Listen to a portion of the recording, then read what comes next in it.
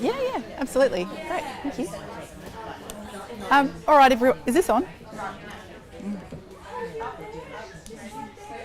Okay, is it on now? Oh, yes, definitely.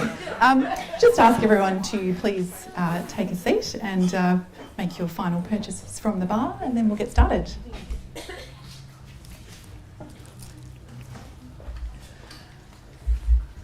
Okay, well, thank you so much everyone for coming along this evening. It's really wonderful to have you here. We're so pleased to have so many people coming along, and it's going to be a fabulous program for the evening. Now, sadly, I'm clearly not the Chief Scientist, Peter Clinken. I could probably pretend to be, but I'm definitely not. But my name's Natasha Pauli, and I'm just going to help chair the session, and I'll be the last speaker. So before we start, I really wanted to acknowledge that we are meeting here this evening on Whadjuk Noongar Budja, and that the Whadjuk Noongar people remain the traditional cultural and spiritual custodians of these lands that were never ceded. I'd like to pay my respects to elders past and present, and extend that respect to any Indigenous people that we have joining us here tonight. Okay, so we have a fantastic program of 4 speakers up tonight, and I'll talk you through those in a little bit, and hopefully you've had a chance to have a look around at some of the amazing photographs that have been taken as part of this exhibition. So if you're not familiar, the exhibition is called Polar Opposites, and it's really about this idea of science meeting art, the brainchild of Nat Raisbeck-Brown, who's having a lovely, relaxing evening this evening. So thank you very much for putting all of this on. And it's, yes, yay, Nat. This is really a program for non-binary and women scientists who have spent a year doing a leadership training program and then culminating in a voyage to Antarctica, which is where a lot of the images have come from. And obviously thank you very much to Gabby Mazaleskis for having this space open to all of us and doing so much work putting the exhibition together. So thank you both to Nat and Gabby. Okay, I would also like to extend a word of thanks to some of the fantastic sponsors of the event. We have the City of Bayswater, we have Lisa Baker MLA, we have Patrick Gorman, Janet Holmes Court, Alligator Labs, and very wonderfully the French Embassy, who have actually sponsored our first speaker, Priyanka Das Rajkakati, to come here. So that's really fantastic for that to have happened.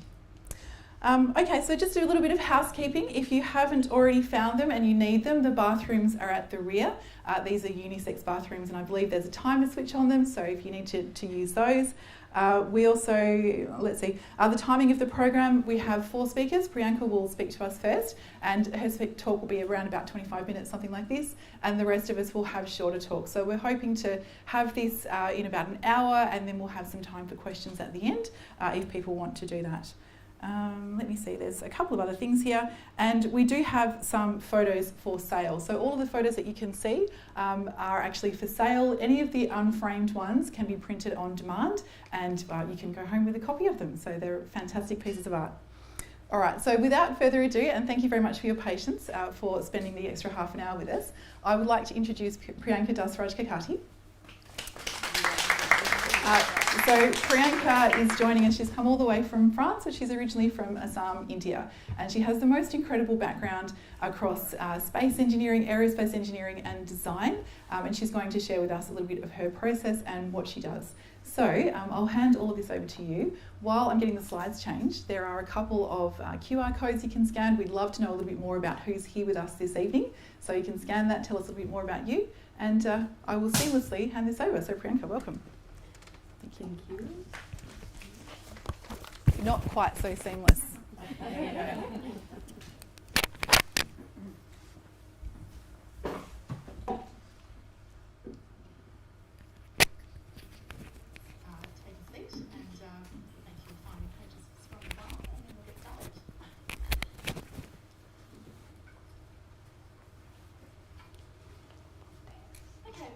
Thank you so much everyone for coming along this evening.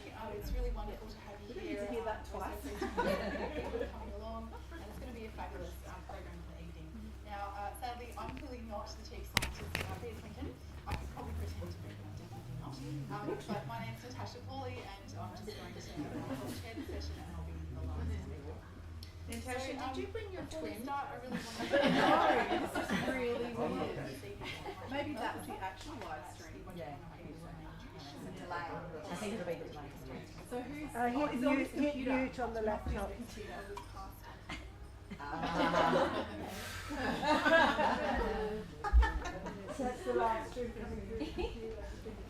fine for the sound? Fine for the sound? Hi everyone, I am very honored to be here and very honored because it's my 7th continent and it's been quite a journey and to arrive here, you know, to all this way to my 7th continent on an artistic or scientific mission, never really as a tourist, so I'm kind of proud of that fact. And I would love to share a little bit about my journey, and if you have any questions at the end, please, or even during the talk, if you have something you want to know, don't hesitate to interrupt. And so today's theme is art meets science, and science meet art or art meet science. No. For me, the two kind of go together. For me, they are two complementary ways in which we can understand our universe and all the phenomenon around us. For me, science is more like a structured method, a logical way of describing phenomena, while art is like the polar opposite. It's unconstrained, you can express yourself, you can try to delve deeper into the reaches of the universe without really having to care about logic. So that's why I also like exploring our surroundings through art. So my talk, there'll be 3 parts, and just a bit of a background. I am a signal processing engineer, and that's one of my specialties. I'm a space scientist, to arrive to the space scientist part, I had to get a PhD, and a part of that was in signal processing. So inspired by that, I have 3 parts to my talk. The first part, next, is describing life as a signal, and the first part, which is important, are the initial conditions. So my initial conditions, this is when I was 2 or 3 years old. I won my first prize at an art competition, and my mother had nicely stored and framed it. I always wondered why I won the first prize, and someone explained to me that it's not that I lacked artistic talent at the age of 2. It's just that I added so many more extra elements than what the other kids had added. Like I added a swing, I added 2 trees instead of just one classic tree which you see in kids' drawings. So they said, you're doing a lot of out-of-the-box thinking at the age of 2. And another example which people give me, my professor, my teacher had reminded me years later when I met her, was we were studying English, we were studying the alphabet, and she asked, okay, can you think of a word with the letter V, basically something that starts with the sound V? And I said, 1. And the teacher's like, it's not incorrect. I was looking more for a V, something starting with a V, but 1 is also fine. But next time, try to stick to the rules. Didn't happen. So over time, I did work a bit harder on my skills, and I went through some traditional, art schools to like evening art schools to hone my technique a little more. But on the side, I don't know how visible this is, but I was also learning programming. So there was this one time when I think I was 12 or 15, and we were given this assignment to just choose any topic under the sun and come up with a summer project over it. So most of my friends were, doing database training or some mathematical modeling. I said, let's do some art with C++. I don't know how many people in the room have done C++. And at the time, when I was learning it, we were coding not on Python or MATLAB or any of these simpler languages, but really hardcore programming on C and C++, using this header called graphics.h. and graphics.h was literally you have to specify the mathematical equation you want to describe. And I was playing around with it, and I got really inspired, and I came up with some, okay, I don't know if you can turn on these lights, but So, but that's okay. I can show you a video just after later. Okay. So I came up with these equations, kind of inspired by physics, like planetary equations. And that's it. I showed it, I got my grade, and then I said, okay, what do I do with this little art project that I had in school? So I said, I'll sit on it, maybe one day I'll get to show it at some gallery or something. And then the artistic side and the scientific side kind of went together. I started with an art school, with a design school called National Institute of Design, which I had to leave because I'm from India and I was good at mathematics. And so I ended up doing physics instead. And kind of took that momentum, got my physics bachelor's, then I moved to France. And then in France also I moved to Brazil for a short time for doing an internship, best time of my life. Then I came back to France to finish my master's in aerospace, and then I finished with a PhD studying signals, GNSS signals.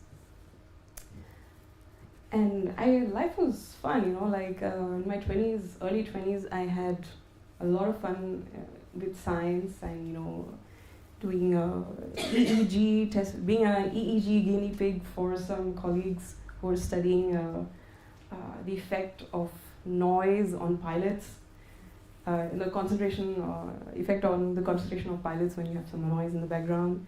I went to JPL, NASA for some short project. I did fencing, and I always have the same pose whenever I see something space related. And there, I went to this military school in France called École Polytechnique, where it was crazy experience where I got my military hat and I paraded on the Champs-Élysées during the Bastille Day, 14th July. And so this was the earlier part of my life when I was kind of just following my heart, but also trying to follow like a set framework, get your PhD, etc. This brings me to part 2. When you're modeling a signal, you have your initial conditions, but then you start adding noise. And I started asking myself a lot of questions. It all comes from the fact that I come from Assam. Assam is in the northeast of India, and it's famous for being very green. It's full of biodiversity. This is a one-horned rhinoceros. It's one of the last sanctuaries of this animal. We have our traditional dance called Bihu, which is quite known worldwide. We produce about 15% of the world's tea, English breakfast tea, that's from Assam.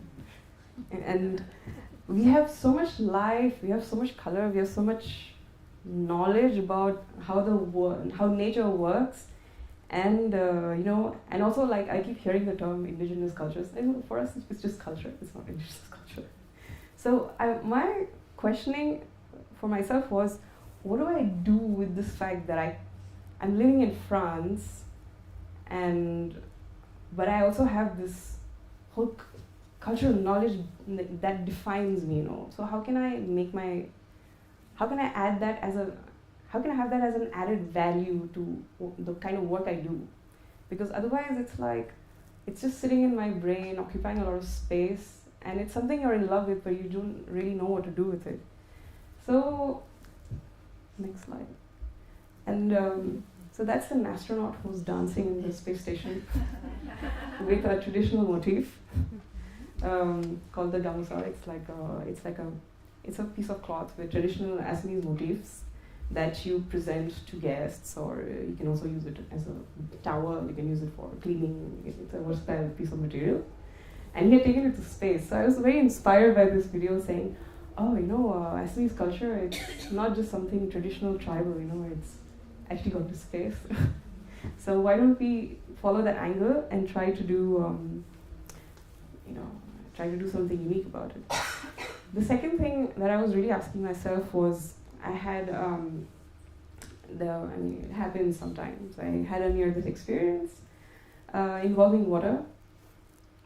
And that completely changed my life at the age of 25, when you come to terms with your mortality. That's insane. It's like you cannot go back from that. It's like taking the red pill. If you watch The Matrix, like you take the red pill and there's no coming back. So that's what it felt like. So on top of these cultural questions, I also had questions about life and what I was doing, what I wanted to achieve, what would I do for the rest of the time that I'm here on Earth. Actually, when I turned 30, my reaction was not that, oh my god, I'm 30, so old. My reaction was, I can't believe I'm just 30 and life has been so hard. And I still have another 30 years to go before I retire. And the French are like raising their retirement age. So,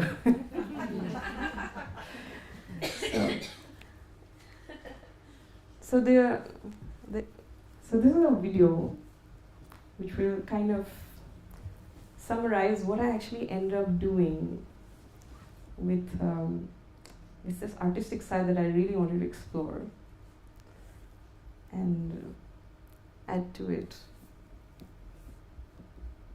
the science part.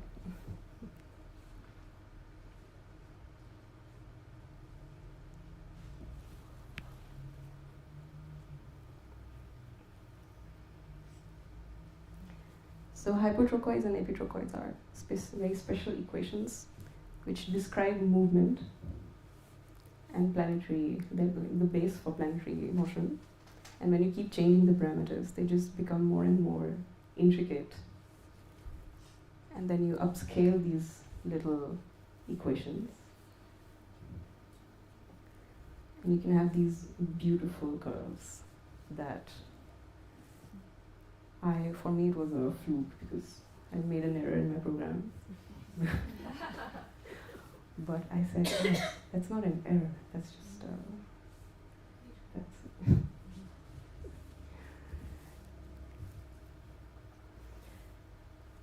So this is one of the questions I was asking myself. So remember I made this thing when I was a kid, learning to program. Finally I found some story to add to this piece of art, that, this is probably what hyper-intelligent life would, make galaxies look like in like billions of years from now if they start terraforming, galaxies. And this piece of art found the grandest possible platform, space itself. So it went to the International Space Station and stayed there for a year on board this project called the Moon Gallery. So we were a collection of about 65 artists. More than half of us were women. So this was a first for something like that to go to the space station, where so many more women than men who, worked on that piece of art. And I think it was the first time actually so many artists collaborated in one single art piece. So it stayed on board the International Space Station. The idea was to see, how would astronauts interact with an art piece in space. And then I continued exploring the artistic side through my science projects. So this was an artist residency that I did at the European Geosciences Union a couple of years ago. This painting was actually printed in this year's conference on the back of t-shirts and sold as hoodies. And that painting, which I made, was a close collaboration with an Indian scientist based out of EPFL in Switzerland, who's studying how the mathematical models used for air quality monitoring in India are not adapted because they are based on developed society, so-called developed society in other Western countries. So everything is structured, but India looks more like that. So this is the artwork I came up with to visualize the technical difficulty in having these kind of models. And then of course I made some art on board on our ship in Ushuaia. This is the lino print, which was a project run by Nat. And the original photo you can actually see there. It's Karas, our expedition leader. And I also ended up making a piece of art based on my experience with my near-death experience. So art has also been like a healing process for me. And speaking of water, Assam, where I'm from, is actually one of the most ecologically interesting areas which exists because it's nourished by this river called the Brahmaputra, which takes its source in the Himalayas. And that's a lot of water gushing down, from all those glaciers. And the Himalayas are also a very young mountain range, so a lot of sediment. So you see all of this, these are called chars, and they can appear and disappear overnight. And the river is about 6 kilometers wide on average. So coming from such an area, and having had such a long history with water, I decided to study, use space science, my space science background, to study water. And so currently, one of my artistic projects is called Rivains. So river in vein, because for me, a river system is like a cardiovascular system. It should not be controlled. You should let it flow, because for our blood, for us to be in good health, we need to have a good working cardiovascular system, right? So something similar for our river ecosystems. If you want your ecosystem to be in good health, then the river that flows through it needs to be allowed to flow in its natural state. So that's the artistic side that I'm trying to follow. And but there's a lot of technical work which happens, which I'm working on as well. And so this curve is kind of describing my life in the last, so equal amount of time has passed between these 3 points. The first part was mostly the part 1, where I was just studying the modeling of life. This is all the added noise. And so much has happened in the last 14, 15 years. And it's been a rich journey. So going on to the next part. Finally, so starting with your initial conditions and then the added noise, now finally to my signal model. And this happened on board our ship when I was having a chat with a very famous geologist who's on board with us. And she said, you're trying to look for the meaning of life, but, maybe nature is doing its own thing. And then, maybe nature is telling its own stories through its own, through its own lens. And so so this is Pangea, and if you concentrate here around 115 million years ago, there's this blob which forms. And it's going north, It left Antarctica, it's going north. You can see Australia forming. This is the Himalayas. And as if you remember, I had said that the Brahmaputra river actually flows from the Himalayas. So Assam kind of exists because there was this part of Antarctica that broke off, went north, created the Himalayas, created the Brahmaputra, and created Assam. So nature is, I can be an artist as much as I want, but you cannot beat nature and the scale of time at which it works to, so this is Antarctica and that is the Brahmaputra. And nature is doing its own art and science thing by itself, There's nothing I can really add to it except for just sit and observe. And nature is telling its own kind of truth. So finally, when I did go land in Antarctica, as you can see, women have different personalities. And that is the gamusa, which I took to to Antarctica as a way to pay tribute to the sister continent for Assam. And so the idea is that I can be an artist, I can be a scientist, but at the end of the day, my greatest inspiration remains nature, and nature is herself telling her own story. And so, the final part. Did I come up with the correct simulated signal for describing life? The answer is yes. This is from my PhD. And it's a curve, sinusoidal of the sine of the time multiplied by the exponential of the time. And this is a curve you see in any kind of physics simulation, you know. And for me, it just shows how life has ups and downs. The important thing is to just find yourself at the top every now and then. You'll go down, but then you'll come back up again. And the idea is to not lose hope and to continue being inspired by nature. She's going to help you find the upward slope again. Thank you.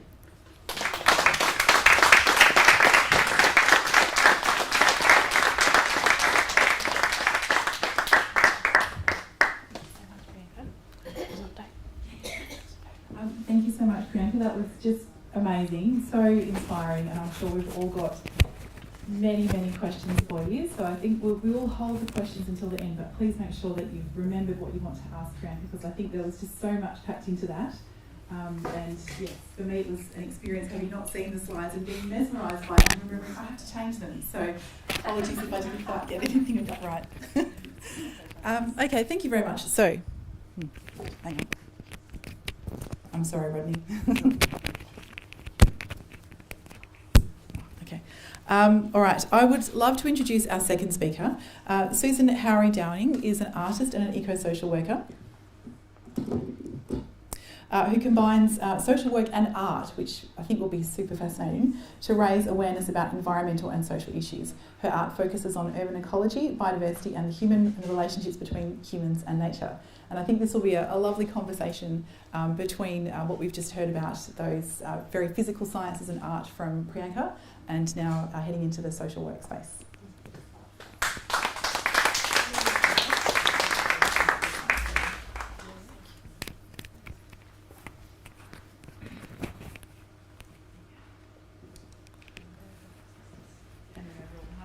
Yeah. Hang on. Is it in my pocket? Just about got it in my pocket. Thank you so much. My apologies today. I am reading a little bit from some notes. It'll stop me rambling on. So that was a really engaging talk. Where's she gone? Thank you so much. Yeah, so my name is Sue. I was born on Xhosa land, that is now known as South Africa, and I come from a long line of colonisers, and I now live on Whadjuk Budja.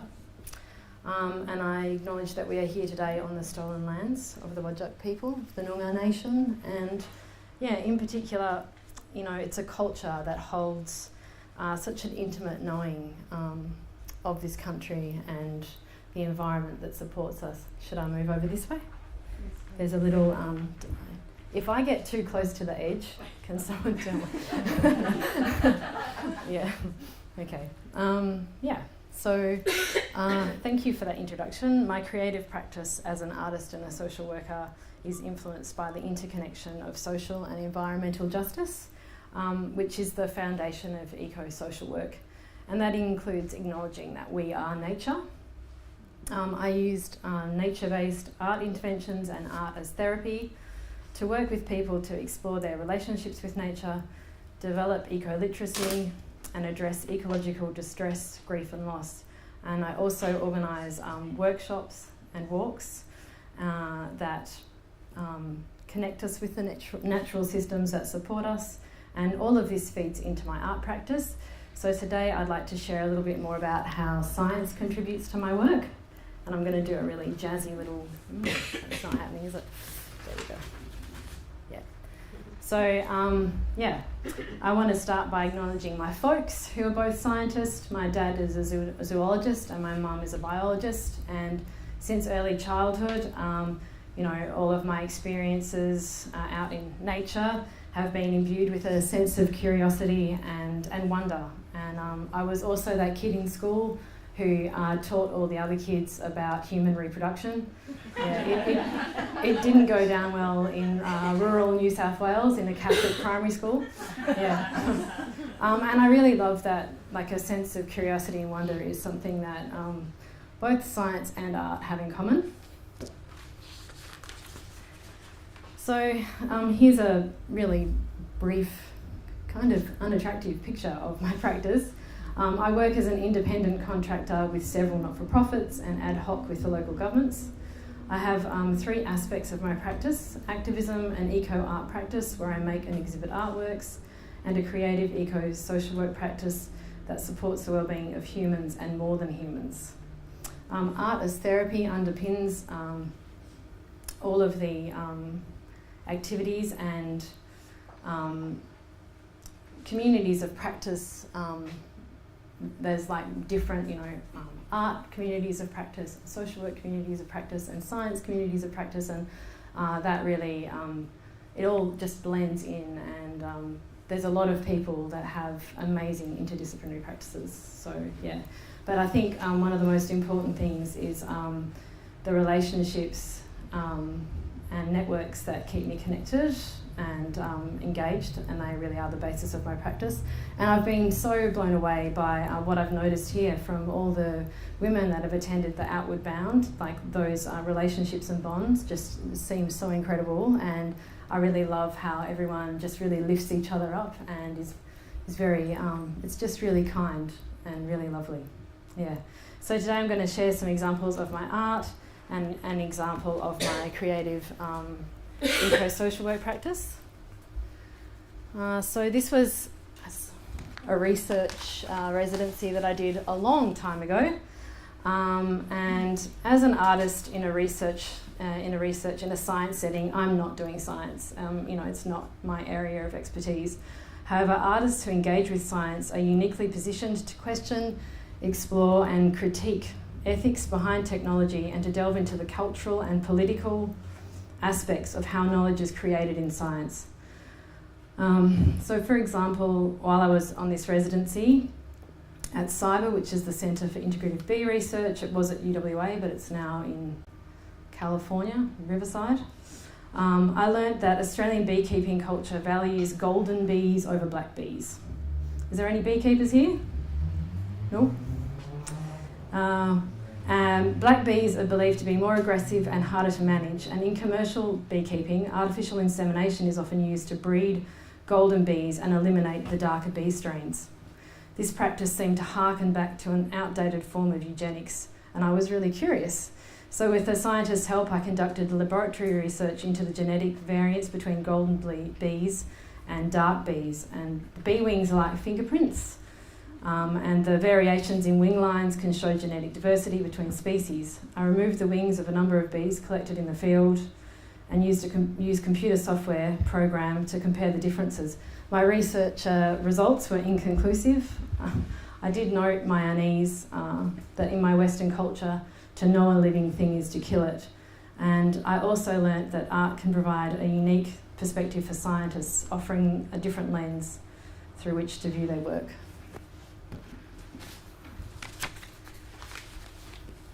So I love talking out and attending science talks and listening to scientists. I find the passion and knowledge of scientists compelling. And in my last solo exhibition, I really wanted to promote the voices of scientists. Therefore, public workshops and talks with scientists were integral to the exhibition. And this work was inspired by a presentation from botanist Kingsley Dixon, about threatened orchids in Western Australia.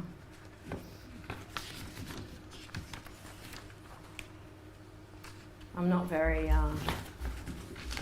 coordinated with my notes and my mic.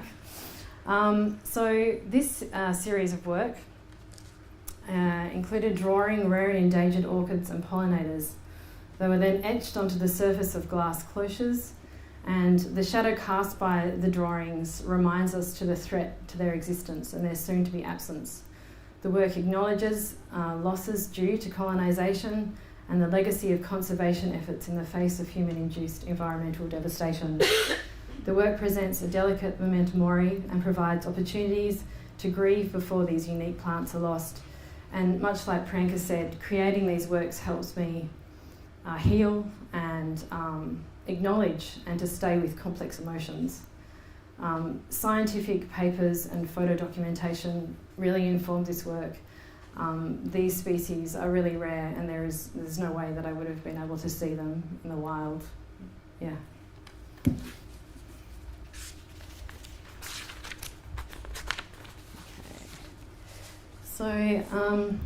These images are an example of my work as a creative eco-social worker. One of the places I work at is called WA Loves Nature.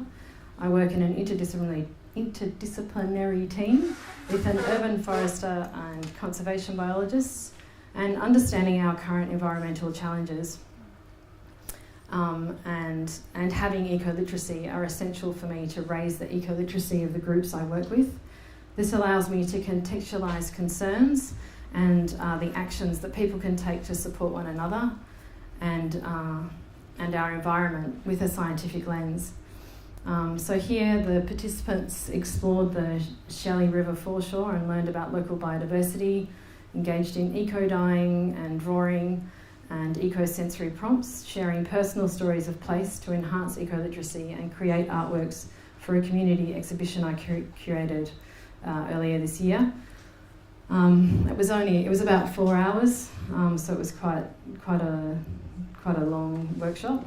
Facilitating eco-literacy workshops where people create their own art is valuable because artists produce effective, tangible artefacts reflecting thoughts and feelings, and that makes the experience and the learning much more emotionally resonant in your body. And I think it's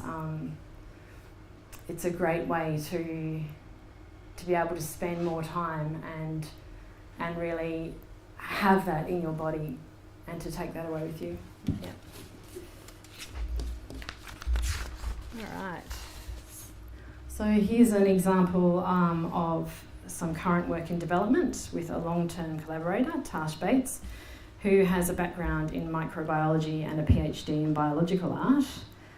These images are from work done in a residency at Pika earlier this year that explores the role of smell in environmental distress and loss of place, including a more than human lens. In about 6 weeks, I will join her in the subarctic boreal, I'm getting a really dry mouth, it's like affecting my pronunciation, forests in northern Sweden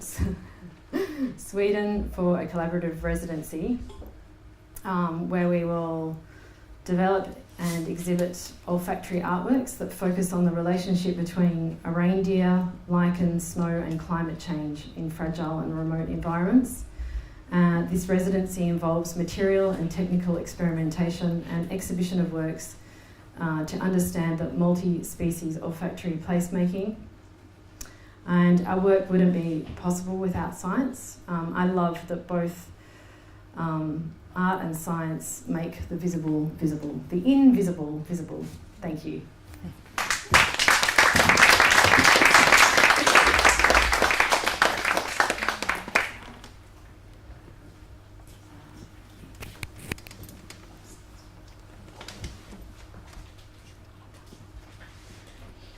Thank you so much, Susan. I think it was really wonderful in both Priyanka and Sue's talk to really get an understanding of the kind of process that happens behind the scenes. And so thank you so much for sharing all of your artworks and inspirations. It's really quite amazing. So our next speaker, I have the great pleasure of introducing Mari Poitinen, and she is a marine scientist who, in her spare time, which I'm sure is ample, probably, not a problem, she teaches kids about climate change and how we can make the world a better place. So this is going to be a really interesting, I guess, add-on to what we've just learnt about, how you can actually use art for connection and for science communication. So there you go. Thank you very much. Apologies, I have a cold, so I'll try not to hack and cough and sneeze while I'm talking to you. Mari, you have a video that plays sound, is that correct? Yeah, when we get to the video, if you can turn the sound on, that'd be Alright, great. I'll just need to turn off the live stream. How do I do that? Well, the video isn't at the beginning, so Okay. It's- Sorry, that's fine. I just wanted to make sure I didn't. We're all good. We're good. okay.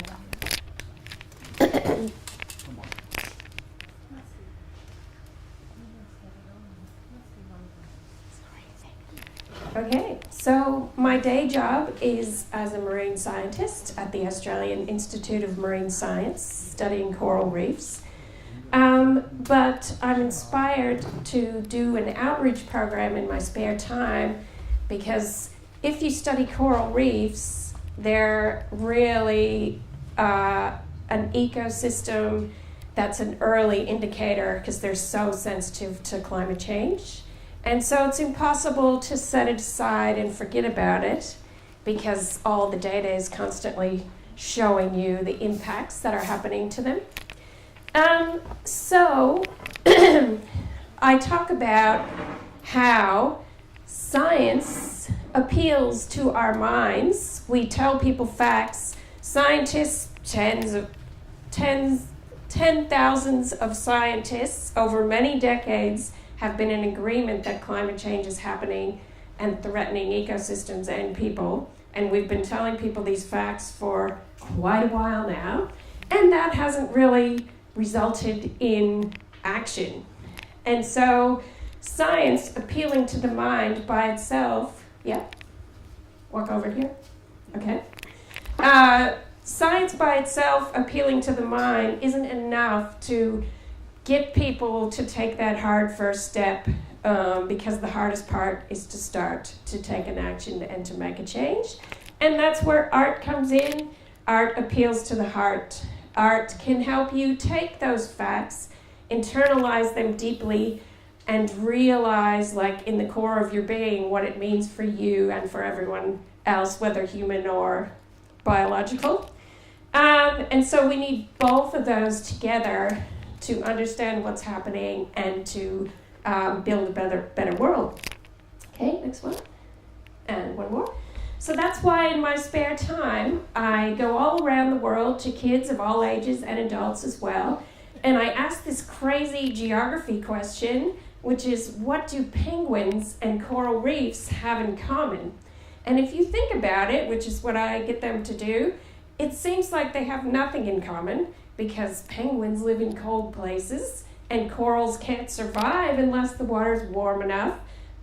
Corals live in the water, penguins obviously breathe, etc., etc. And so what they end up discovering through a lot of interactive, playful actions that we do together, like they feed like corals. So the whole audience of kids, if you were them, I would get you to wave your tentacles like you were a coral. Yeah, wave your tentacles. And I would blow bubbles over you, and you would compete with everyone around you to try and catch the bubbles, or sometimes I throw candy. And then at the end, after you settle down, after going wild, which by the way, adults go wild as well, because I've done this. I did this at the conference dinner of the 3D Astro CRC. So a bunch of astrophysicists invited me to give them their conference dinner talk, and I made them feed like corals on jelly snakes, and they went absolutely berserk. But in the real ocean, that's exactly what the individual animals that make up a coral colony do. They go berserk competing for the food. And so they've actually created an ephemeral artwork with their bodies of a coral colony that actually mimics the real scientific processes that happen on the reef. So I do things like that. And if you're coming to my workshop on Wednesday, I'll show you more of those kind of things that we do. But the point there is that art, in the broader sense, can be really useful for people to discover scientific concepts, and that makes it much more engaging and less boring. Because really science is all about discovery and curiosity, so I find it amazing that it can be boring, but it can. So anyway, what I'm going to talk about for most of my talk here, or for the rest of my talk, is an initiative that I do to bring kids and their associated adults around the world together through art to get them to think about climate change and also motivate them to find communities where they can collaborate to take climate action by showing them what it feels like to do it. And so what we do is get kids to do drawings and then take all those drawings, combine them to make giant banners. So this banner right here, which I'll show you in a minute, is made of more than 2,500 individual drawings from kids around the world, and it's 7 meters high by 4 meters wide. I'll show you another picture of it in a sec. And so then the kids can gather around the banner and be filmed by drones sending messages to world leaders. So that one said, "Act now." Okay, next. Okay, so I was first inspired to do this when I got accepted into the Homeward Bound program, and I found out I was going to Antarctica, and I thought, that is so insane. Not many people get to go to Antarctica. I need to do something to make the most of this opportunity.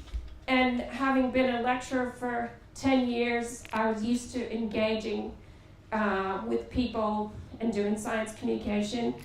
So I decided to run the International Drawing Contest. I asked kids to draw what they love most about penguins or coral reefs, and I gave them the narrative and the learning of why they're at risk.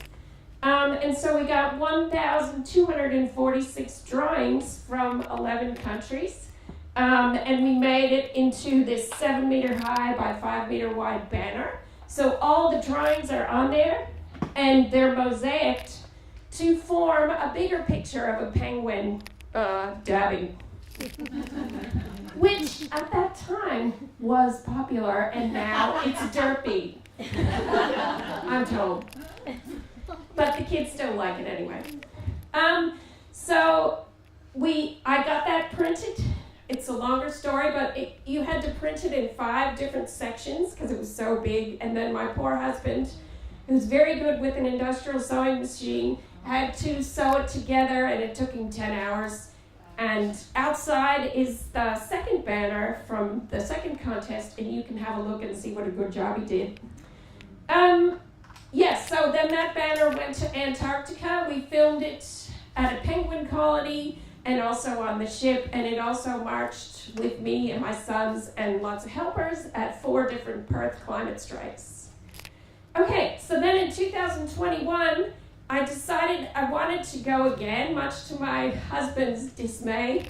And this time I linked it directly to a climate action. So I got the kids to draw what they love most about trees as a way to help cool the earth, because trees and any other plants suck carbon dioxide out of the atmosphere, and it's the carbon dioxide that's trapping the sun's light and heat and making us too hot. And so for every drawing that they did, we planted a tree. I teamed up with a company in Victoria, and they planted a native Australian tree for each of the drawings. And so this time we got 2,629 drawings from 33 countries, and very excitingly on all the continents except for Antarctica, where no kids live. Oh, and I forgot to say before that down here, I'll show you how many of these actually came from Perth. So about half of them in this contest came from Perth. So this banner is actually laying out in the parking lot. So afterwards, you can go out and have a close look. If you look really closely, you can see the individual drawings. And this time they coalesce in the mosaic to form a picture of a penguin planting a tree on the earth. Okay, next slide. So I wanted to do more with the banner this time, and I am crazily trying to take it all over the world. And so far, it's been to 15 countries, and more than 7,700 kids have actually seen it and touched it and played with it. So it's been all around Australia, except for the ACT and the Northern Territory, so still working on those. Singapore, Malaysia, Sri Lanka, and then recently, earlier this year, I toured Europe with it. And what we then do while we're engaging with the kids with the banner, they get to play with it, but they also get the chance to send messages to world leaders that they want them to take into account as they go to international meetings like the United Nations climate meetings.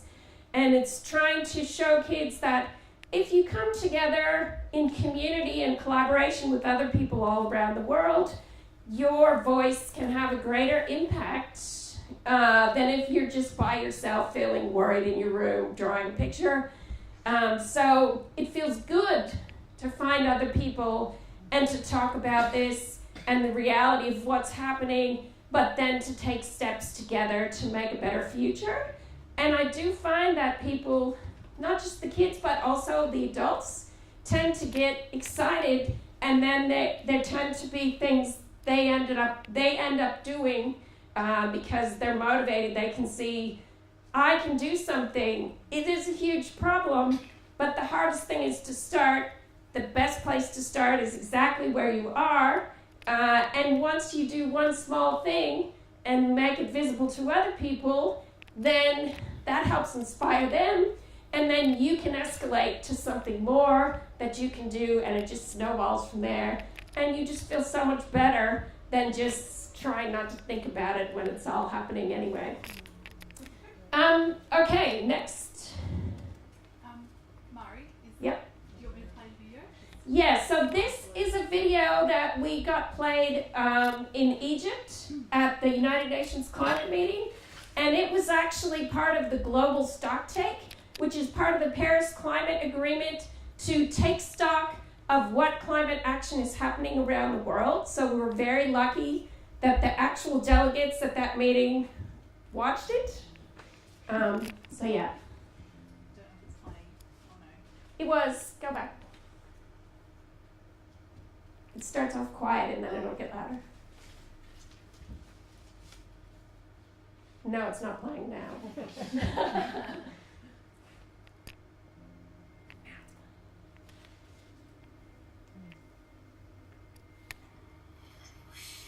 Oh, it's getting hot here on Earth, and that's no good for you, is it, Penguin?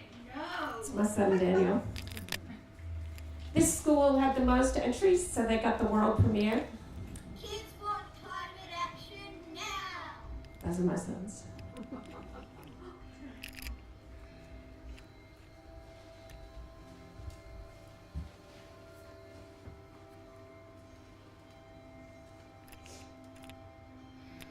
So these are just some examples of the drawings.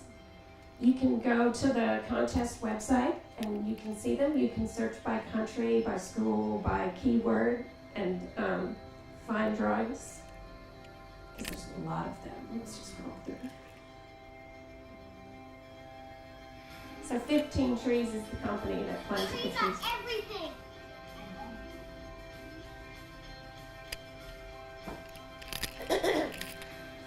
So this is down in Hobart. Been filming it in all kinds of weird places. This is in Perth at Alan Jarrah Primary School. Trees, save the trees. That's like a 300-year-old tree behind them. This is back in Tassie. Kids love playing the parachute game. This is in the date tree, 40 meters above the rainforest. I'm in that little box. It was really crazy because it catches the wind really easily. Third time lucky. Singapore. They say plant a tree, cool the earth. The earth is like a mother because she nourishes and sustains us. They took the banner into the rainforest and hung it up on a guard tower for me, which wasn't easy to get permission to do. This is in Malaysia. I love Earth. The day before this, it was a monsoon. It's waterproof, I learned. I want climate justice. World leaders at COP27 put kids first.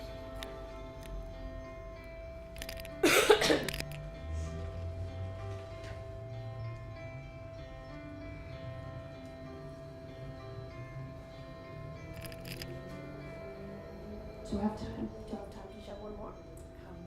It's like 1 minute. So since then, I've actually taken a lot more drone footage and recorded a lot more direct messages from kids. So this is just a very short video. Kids really do care about climate change. We want our future to be green. Together, it's the only way. Everyone thinks we don't have superpowers, but we do. We are on Earth to take care of life. We are on Earth to take care of each other. We may be small, but our message about climate change is big. We can use our voice and make a difference. It's time we make things right and respect our people. Our Earth has given us so much, so help us give something in return. Stand up and make a change. We're goodness. We need to act on climate change now, because if we don't, we will continue letting our generations to live. They were very clever. I love us. We want to take panel of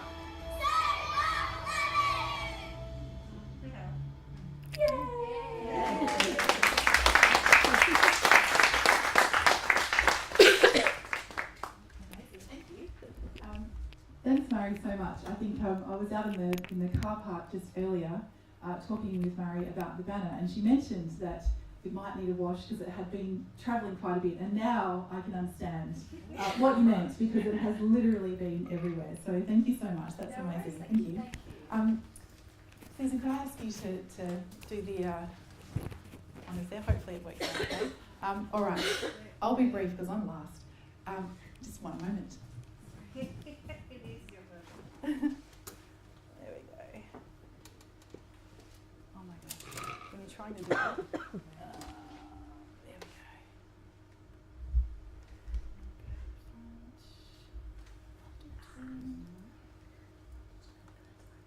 That's all right, I'll try to be faster. Okay. Yes, thank you. In case you haven't already guessed, I am a lecturer at university, and so I am very used to doing this kind of thing. So my name is Natasha Pauli. I'm a lecturer in environmental geography and environmental science at the University of Western Australia. I want to tell you a little bit, and I promise it won't be too long, about a research project that we're working on with the Oceans Institute, and it's really about combining science, art and design. So there's lots of people that are working on this project, it's not just me. As a researcher, of course, I have to put everybody out there. But yes, I want to tell you a little bit about what we're doing. So, next slide. Has anyone been to Seabird? A few people. So Seabird is a town north of Perth, and probably it's most famous, apart from having, this incredible name, for nearly falling into the ocean. So there's been coastal erosion around this town, and a lot of the people who live there have been very, very concerned about it. And so one of the things that's been proposed and has now been completed is to build a giant seawall along the edge of the town. So that's it in when it was constructed. It's now finished. So we have managed to save houses in this place through doing this, but there are a lot of things that have been lost through this process. So the beachfront has been lost, a lot of probably cultural values and ecological values have been lost through this process.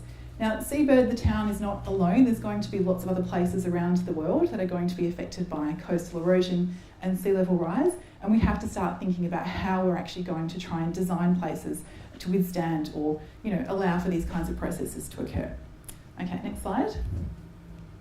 Anyone live in the Joondalup region, north of Perth? A few people? Okay, so you'll be fairly familiar with this one. So recently the City of Joondalup put out a coastal hazard reduction mitigation adaptation plan. I think that's the correct name. And the proposal there was to use a series of 17 rock groins to actually assist with erosion, so to hold sand along the beach to avoid the coast from eroding away. Now, this plan was met with quite a lot of resistance from members of the community who got hold of the plan and then did these kind of incredible Photoshop activities, just putting 17 groins on and then saying this is what it's going to look like. Nobody wants this. So the public, this photo is Photoshop. It's been done by someone who's actually a kite surfer. So that's why you can see lots of images of kites in there. So the public backlash was such that the city has now decided to go back and revisit this entire plan and think of different ways that we might want to envisage that future. So next slide. Now, for most people, it's really, really hard to think about what is the future going to look like. What are these possible landscapes going to be? How can we integrate people's dwellings, businesses environment and so on into these future landscapes.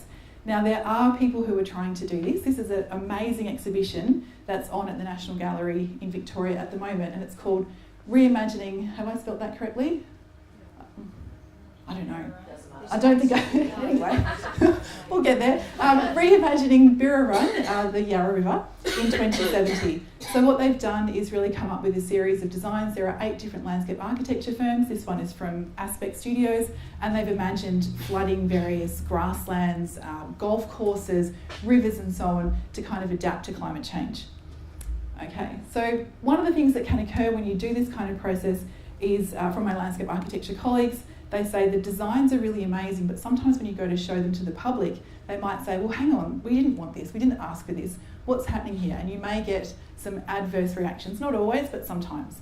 And so this notion of actually going to the community and asking, well, what would you like this place to be like into the future, is now coming much more into this kind of future-proofing designs. Okay, next slide. Sorry, I will be back, don't worry. Maybe the next one. And so what our research project is doing is we are using art workshops with community members as a method to try and understand what it is that people value about these special places along the coast. What do they want them to be like into the future? What essence do they want them to hold and keep into the future? So we've run some workshops with community members using really approachable techniques like collage and textiles and photo voice. We are then going to combine them, the next little bit there, with science. Okay, so we have some coastal engineers on the team, and they are going to do some projections for what the coastal region in this particular location is going to look like into the future. And then we are going to combine the art and social science from the community members with the engineering science. The next one.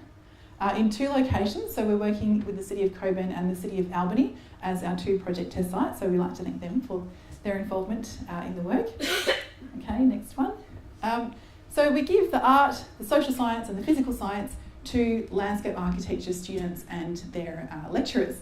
So all of these, there's 3 different classes of landscape architecture students involved at UWA. They're going to combine all of these and come up with some possible future designs for the area around the coast in Cockburn and also the area around Middleton Bay and Emu Point in Albany. So it's a really amazing process that they have. This is from a former studio where they were guided to produce different designs for North Fremantle, the area around the Pace, which by 2050 will likely be inundated on a very permanent basis, more or less. And so their designs really reflect that. Rather than trying to stop that process, it's really about working with nature. So the last one. So we will have our designs from the students, and they will actually exhibit them. So I can tell you about that exhibition as well. And the exhibition is open to the public. We'll get feedback from community members who contributed to this research and also from policymakers and planners, and hopefully this will be something that can be incorporated into planning. All right, next one. We ran some workshops, as I mentioned. We provided everything, including food. Food is very important for the artistic process. We had a really lovely venue. We had a wonderful artist, Anika Carney, who led the collage and textile workshops, fabulous photographer, Janine Sheen, who led photo voice workshops. And the prompt was really, create a piece of art that represents something that is special to you about this place. Very broad. Okay, next slide. So I wanted to share with you one of these artworks. The artist may or may not be in the audience. And this one is called Coogee Beach, and it's by Felicity Monk, and we had all of the people who contributed artworks allowed us to share their artworks and the meaning of the story with other people. And in this particular case, I'll read it out. I love the constancy of the elements at the beach, and yet it's always changing. The tides perform the same action, but it's always different. I'm trying to capture that balance of constancy and change in this piece. The lines are uniform and repetitive, a bit like the tide. And so this piece, I just thought it was really beautiful. So this is one of the artworks, and we have 31 of these from community members and a story that goes with each of them. Okay, next slide. So these are just some of the amazing artworks that people did. This ranges from people who had never sewn or never done any kind of art before to people who were seasoned professionals and really enjoyed it. Again, this is just a sample. All of the drawings have got a story that goes with them. We then extract, using social science, the different themes about what's important to these places for people, and we have given that to landscape architects to sort of bounce off for their designs. So I think that's it. Next slide.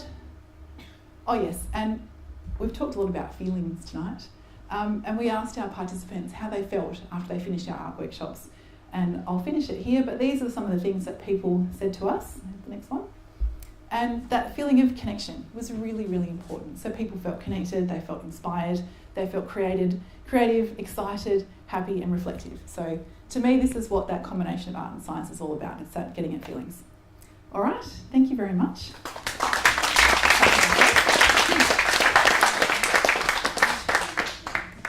How did it go? Okay. If we do have a few more moments, I would love to invite, especially Priyanka, to come up to the front and answer some questions, as well as Murray and Susan. And just would like to open the floor to any questions that people may have before we close for the evening. So, Priyanka, do we have some questions for Priyanka? I'll change the slides. Okay.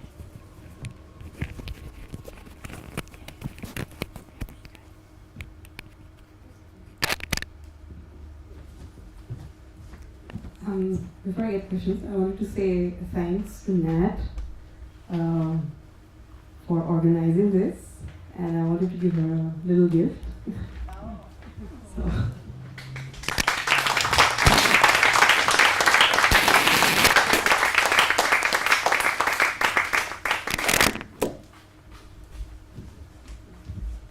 She sprints to the front. No.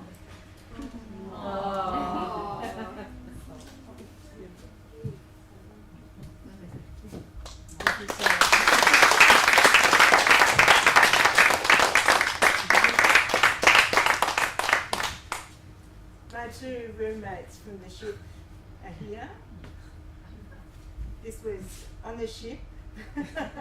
On the ship, we were there for 3 weeks, and halfway through we swapped roommates, so try and break through that clickiness. And so this was roommate number 2. And roommate number 1 is over there with a star on her shoulder. So I'm very fortunate to have these women here with me, and the exhibition and the workshops are about bringing us back together and sharing it with you.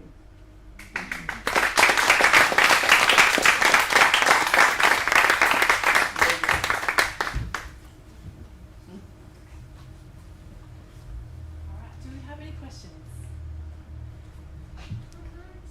Yes. Just a general one to any of the speakers.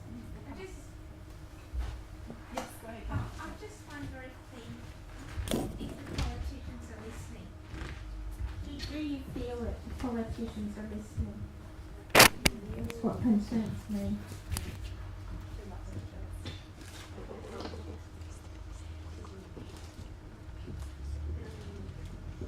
I would like.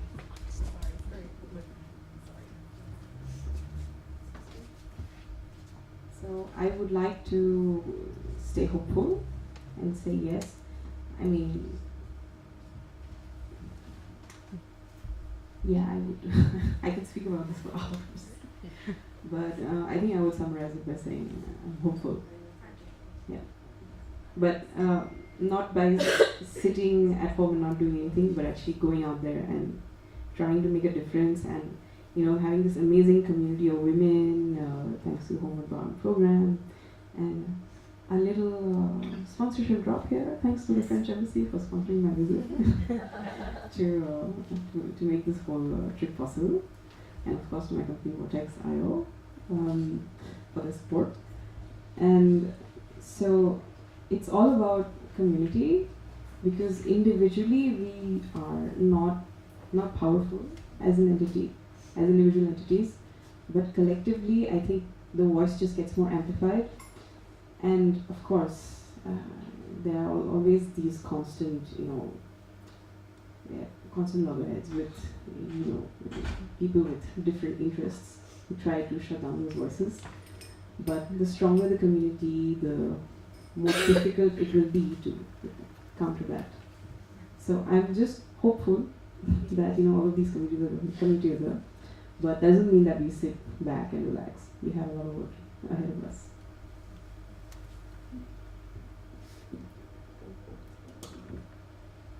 Can only agree with everything Priyanka said, and I think it's also important to understand that maybe some of the things that we want heard, they might not happen in our lifetime, but if we start now and come together as a community, it's going to have an influence for future generations.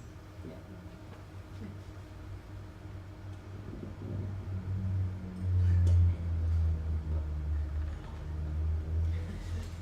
Yep, totally agree with that. And I would also say that with climate change, it can be quite disheartening because you look at the data coming out and you can see that there's still more carbon dioxide in the atmosphere, and you think, oh, I failed. Like, we're not going in the right direction. And there's a tendency to want to solve it yourself. And I had this kind of epiphany moment in the middle of the night, because for fun I like to take pictures of wildflowers, including rare orchids. But in my front yard I have a magnolia tree. And magnolia blooms, sometimes, even as they're just unfolding, they can start to turn brown. And I was thinking, oh, it's not perfect, but I still love it. And then that made me think of my mother, who over a 4.5-year period slowly died of cancer. And then I realized that she was diagnosed with pancreatic cancer, which everyone dies of, eventually. She lasted 4 years. And never once during that entire journey of her slowly dying did I think, oh, I'm wasting my time, like making her life easier or doing art projects for her or whatever. And it made me realize that you don't have to think, oh, are we going to solve it or not? That's not the way to think about it. The way to think about it is, what can we be doing now together in community? As you guys said, every tiny little bit that we do makes a difference. You don't have to focus on the end result. Focus on what's happening now. And the other part of that I learned from Homeward Bound is you have to allow yourself to notice the impact at all different levels. So I'm one of these type A personalities where I'm like always like judging my achievements or whatever. And so if I, run a big drawing contest, I want to see that they make some big decision at the United Nations because they looked at my banner, which is of course not going to happen. So I make myself notice, oh, I went to this school and a kid ran up to me and is so excited, and now they want to be a scientist. Or now they're going to ride their bike to school instead of going in the car. Or they're going to join the eco club, or they're going to start an eco club, or their teachers are excited, or whatever. And so you can look for evidence at all different levels. And the key to it is, when you're doing this amazing stuff, to allow other people to see it, make it visible, and be consistent. And then when they ask you, you explain why, and then that is the leadership. They want to join in, be part of it. Thank you. I think that aspect of making things visible is really, really important, and that's what art can do. Because I'm probably not talking out of turn here, but I think scientific training and literacy for politicians is relatively low. It's not a field that scientists would be drawn to, typically. It's a different skill set, and that's fine. But being able to communicate through art is something that a lot of people can really understand. The project that I just talked through there, when we went to speak with local council members or people who work for local government about the project and what we were intending to do, once we were saying, yes, we want to communicate through art, it was a definite, oh yes, for sure, we definitely want to do this. The rest of it, maybe that's a bit technical, but art really helps link people together, so I'm hopeful. Okay, we probably have time for just one more question. I think there was one more hand that I saw. No? Okay, if there are no more questions, and thank you very much for giving us your time this evening, we're really appreciative of it. And yes, thank you for putting on all of this spread. the bar, everything that's been happening. So thank you so much to all of our fantastic speakers, Priyanka, Sue, Mari, myself. And a great